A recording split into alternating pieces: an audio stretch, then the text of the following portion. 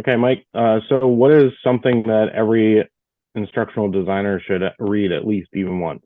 hmm I actually have two books that changed my whole way of looking at instructional design, and I think they're both really important. I'll put links to them in the post.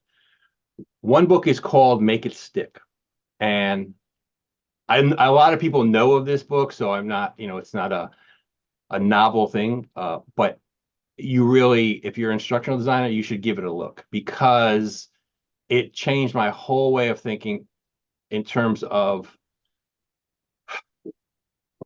learning is something that we don't really, learning is misunderstood for a lot of different reasons. And this book really goes into some of those misconceptions and how we don't really understand learning. But it really drove home the idea of retrieval practice. For me, the most important part of the book was the idea of retrieval practice, what it is and how to do it.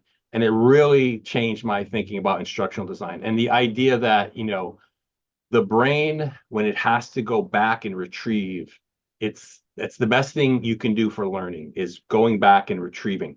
How you space that is important, what you're retrieving, the frequency, it all kind of helps a student learn better by retrieving. And I try to incorporate that into my instructional design all the time in academia. And the other book, the second book, is How Learning Works. And it kind of affected me in a whole different way because it's a book written by a few researchers, teachers, educators, researchers. And when I read the book, it had 7 principles. Now they've added an 8th principle. And they have these principles of learning.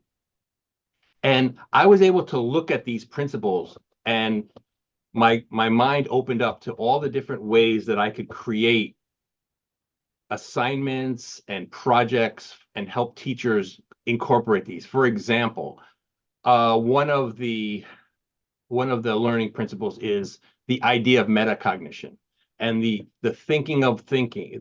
To think of your own thinking is a great way to learn. Well, that got my mind opening on how I could create journal assignments and things like that for faculty to give to their students. And I can say why this is so important because this principle is so important in learning. Um, Another one that helped me a lot with faculty was they said a principle was feedback, and well-structured, well-designed feedback is a great way for students to learn. That opened my mind up again to helping faculty create these really not sophisticated, but really well-designed feedback mechanisms. Because it's important to give feedback. It's also important to give it at the right time, the right amount. How is it coming in? What technology should we use? Like there's all these pieces to create a good feedback loop. And that just got me thinking of different ways to do it. And it opened my mind. And there are other principles that I could go into, but I'll just leave the links in the post. But Make It Stick and How Learning Works changed my whole way of seeing instructional design. Thank you for asking. I appreciate the time to talk about them. Yeah, thanks for the suggestions. I'll have to go check them out. Absolutely.